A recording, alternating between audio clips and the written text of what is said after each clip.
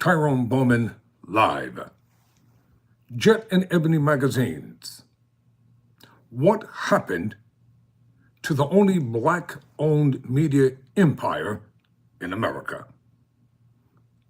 Check out this video from Aggressive Intelligence. And I thought I wanted a magazine that would not try.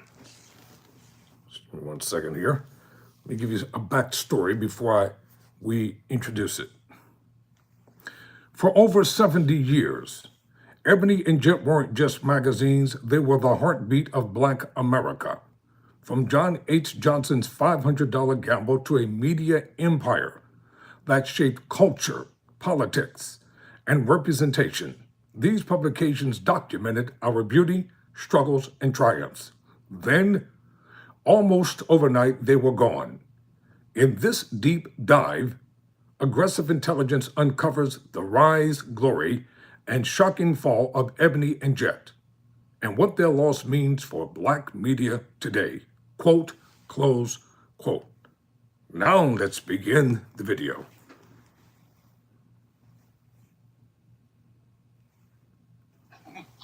And I thought I wanted a magazine that would not try to do what they were doing, which they do exceedingly well, but a magazine that would deal with the positive things in life. Magazines that would deal with things that people are proud of, successes. For decades, two magazines sat in living rooms, barbershops, and beauty salons across Black America. They weren't just part of the decor, they were part of the family routine. You flipped through them while waiting for a cut, copied hairstyles for prom, clipped out recipes and college features, circled cars and homes that said, someday. Then, almost overnight, those magazines were gone. No grand farewell, no final commemorative issue that tied a bow on 70 years of history. Just silence and confusion. Today, we're telling the story of Ebony and Jet, how they rose from a tiny office in Chicago to become the heartbeat of Black media, how they helped ignite national change, and how the empire unraveled so quickly that people still say it felt like a vanishing act.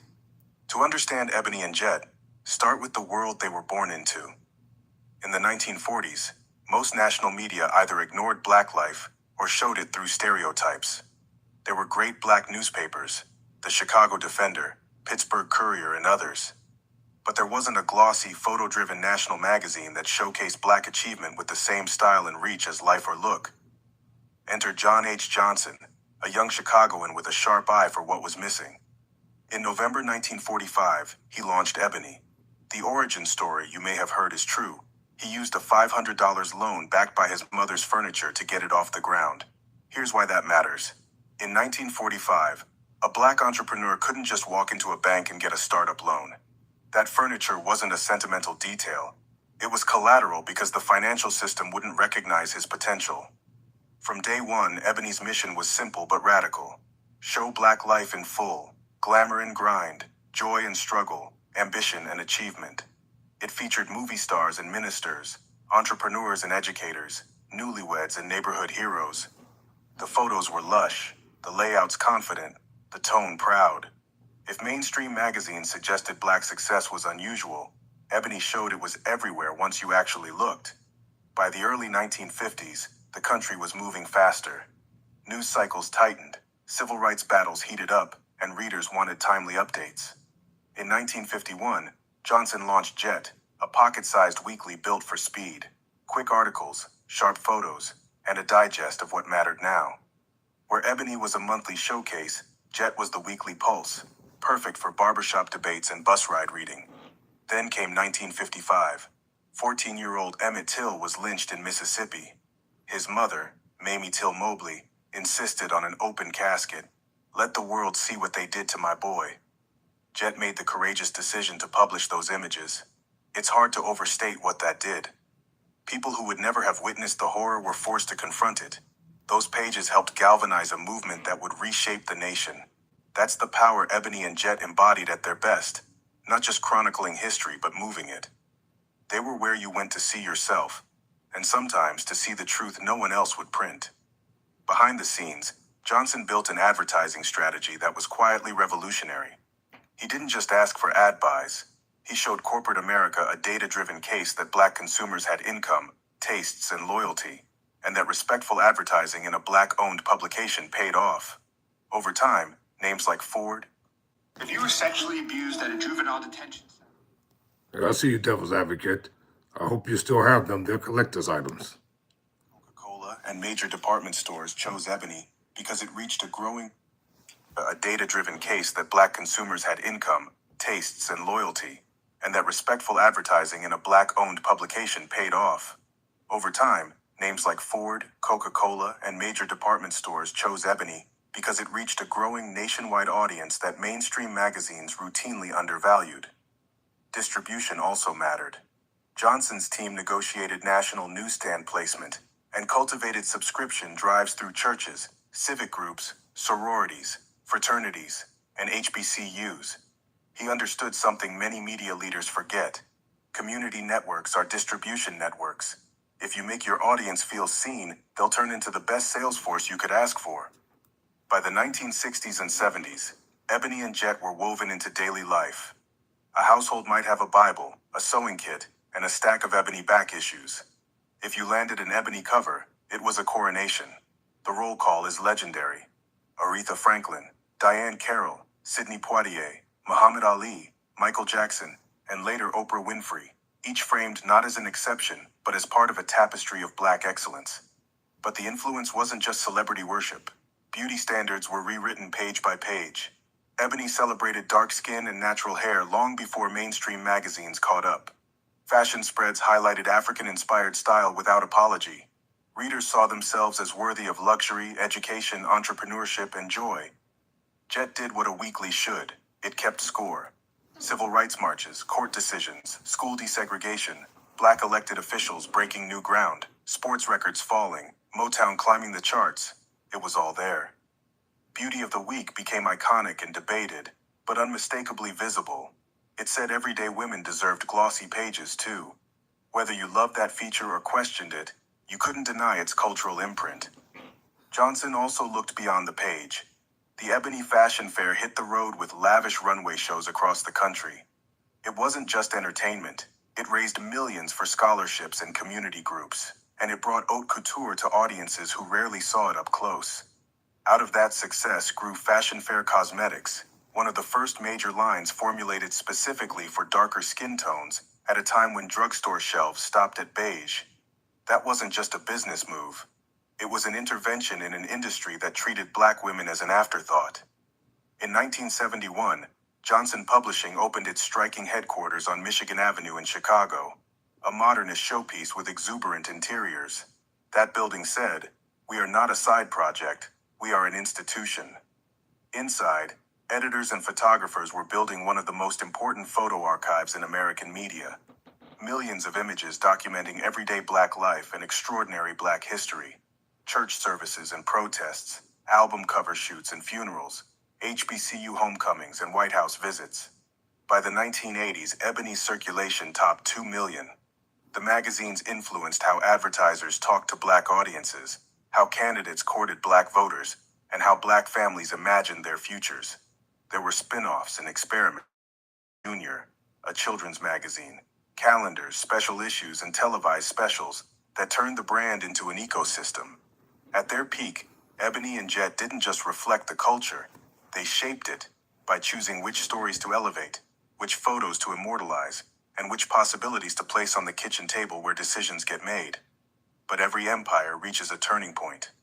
For Ebony and Jet, the turn came quietly at first, in the form of a glowing rectangle that fit in your pocket, and a new advertising economy that didn't care how many coffee tables you'd conquered. Before we dive into the downfall of Ebony and Jet, if you're into this kind of deep dive storytelling on black history and media, hit like, subscribe to Aggressive Intelligence, and turn on notifications. We tell the stories they don't teach in school, stories that explain how we got here. Okay, let's talk about how a media empire collapsed almost overnight. The early 2000s changed media faster than most legacy brands could pivot. The internet trained audiences to expect instant news for free. Ladies and gentlemen, I have to take a quick break. Tyrone Bowman live, but before I do, let me answer this question. This is from Guidance Hiding Behind an Icon. Since you, quote, since you don't like segregation, would you be against an all-white magazine? I could care less about an all-white magazine. The problem with the racists and the bigots and the Nazis, you all can't handle the fact that independent thinking, articulate, intelligent black people, we're going to have our own publications and do the same things that you all do for our people. Let's leave it right there. I'll be right back, right after this.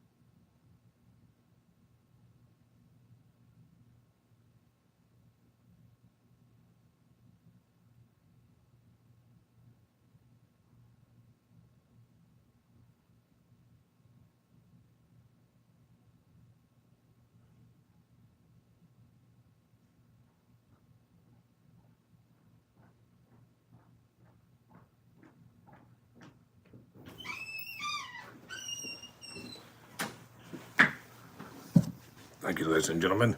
I had to take a quick break here on Tyrone Bowman Live. I'm talking about Ebony and Jet magazines, the great black media empire that seemingly vanished overnight. And I'm showing a video courtesy of aggressive intelligence. And about to bring you part 2 of this in 1 second. Just give me a second here and we'll get the video up.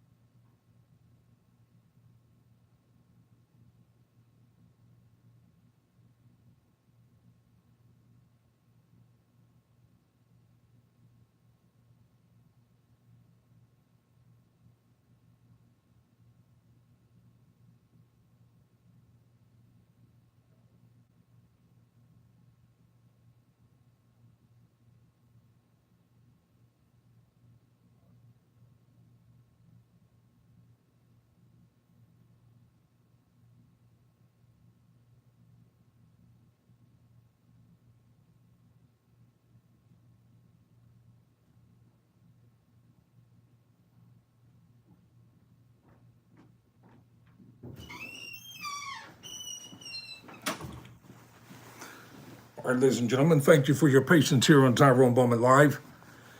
I want to get back to this video about Jet and Ebony magazine.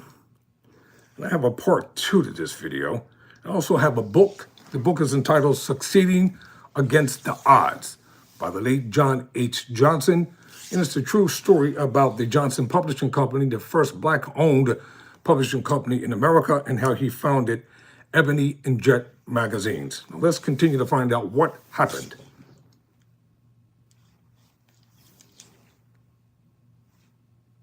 Storytelling on Black history and media, hit like, subscribe to Aggressive Intelligence, and turn on notifications. We tell the stories they don't teach in school, stories that explain how we got here. Okay, let's talk about how a media empire collapsed almost overnight. The early 2000s changed media faster than most legacy brands could pivot. The internet trained audiences to expect instant news for free, and it trained advertisers to chase clicks and data instead of long-term brand association. Publishing that had thrived on subscriptions and full-page ads suddenly had to master SEO, analytics dashboards, programmatic ad buys, and social platforms whose rules changed monthly. Ebony and Jet saw the wave and tried to ride it. They launched websites and ramped up digital content, but the web rewarded speed and volume. Ebony's traditional strength was curation and prestige. Online, if you weren't first, you risked being invisible. And if you were first but not optimized for the algorithm, it could still feel like shouting into the wind. A major shock came in 2005 when John H. Johnson died at 87. The founder's vision, equal parts editorial instinct and relentless business hustle, had been the gravitational force that held the empire together. His daughter, Linda Johnson Rice, stepped in, facing the same brutal economics that were hurting almost every magazine, from Newsweek to local dailies. Print ad budgets shrank. Younger readers didn't form the same habit of buying magazines. Social media taught celebrities to speak directly to fans, reducing the need for glossy gatekeepers. By 2010, layoffs came in waves. Issues got thinner. The fight to hold attention against rising digital native outlets, quick, data-savvy players born on the internet, was relentless. Need cash for renovations, but don't want to. Real funny guidance. I don't care who y'all vote for. In 2014, Jet ended its weekly print edition and went digital only. For readers who grew up slipping that pocket-sized magazine into a purse or jacket, this felt like a death in the family. Many didn't make the jump online. The ritual of buying and sharing a physical copy turned out to be part of the bond. In 2016, Johnson Publishing sold the Ebony and Jet brands to an outside investment group. Sometimes a sale brings fresh capital and a clean slate. Just as often, it brings cost-cutting and turbulence. Over the next few years, the brands struggled to regain their footing. Freelancers sued over unpaid invoices. Staff turned over. The site's voices drifted in search of the right tone for a fragmented audience already loyal to new players with deeper digital chops. By 2019, layoffs and operational pauses signaled a breaking point. Bankruptcy proceedings followed. It was heartbreaking not just because jobs and a legacy were at stake, but because of what lay in the vaults. The photo archive. Millions of negatives, prints, and contact sheets capturing the face of Black America across 7 decades. Here's the rare bright spot. A foundation-led consortium stepped in to buy that archive at auction, with the intent to preserve it and donate it to major cultural institutions, so the public, scholars, and artists could access it. John H. Johnson took a $500 risk and built a mirror big enough for a people to see themselves with pride. For generations, Ebony and Jet didn't just cover the news. They gave our lives context, glamour, and dignity. Their disappearance is a warning about how fast institutions can fall. Their legacy is a challenge to build better, smarter, and stronger, while we still have the chance. This is Aggressive Intelligence, the history they don't teach in school. If this gave you a new way to see Ebony and Jet, tap like, subscribe, and share it with someone who kept a stack of issues in their home. And in the comments, tell us your earliest Ebony or Jet memory. Let's make the thread a little archive of our own. I'll be back with a part 2 to this video, as I said a couple of seconds ago. But before I end this segment, Guidance asked a question: who owned most of the African slaves before they got on the ships? Well, let me hip you to something. America can never erase the stain of slavery, no matter how you phrase it. And number two, I've said on my program, looking into the cameras, that the African kings were just as guilty and rotten and dirty as the white racist slave owners were, because they were complicit in selling their own people into slavery. For what? For trinkets, for gadgets, for trash, for garbage. They were just as guilty. Either way around, it was still wrong. That's the bottom line. I don't give the African ancestral kings any credit for selling their own people into slavery. It makes no sense. And while we're on the subject, a so-called Christianity, when they came to the shores of Africa with their representation of a white God, blonde-haired, blue-eyed Jesus, dubious, they were nothing more than spies, covert spies, propagandizing on what they considered to be ignorant natives. So there's a lot of blame to go around for a lot of people, but it still doesn't negate the fact that what happened around the world. America wasn't the only nation that had slaves. The majority of the nations had slaves. And let's not forget about what King Leopold did over almost a 30 to 40 year period. Over 20 plus million Africans were slaughtered, butchered, raped, mutilated, destroyed. Hitler killed hundreds of thousands of black people. The Holocaust, as I've stated over and over again, now stated now, it was evil, wicked, seditious, and hellish. And it should have never happened. So since the white media refuses to portray and talk about my people in a positive light, I'll do it here on Tyrone Bowman Live. I'll do the research. I'll do whatever it takes to bring the positivity of my people back to America again. No one is going to erase the accomplishments, the achievements, the sacrifice, the suffrage, and all the things that decent black men and women in this nation cultivated to help America to become what it was.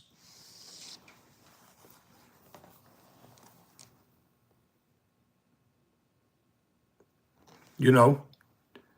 So that's if you want to have this debate about this specific blah, blah, blah, quote, white people, we can debate that, but tonight ain't the night. You can come on live and debate it with me if you want to. No issue, no problem with it. All right, y'all, got to get ready for the next segment. Never surrender, never quit.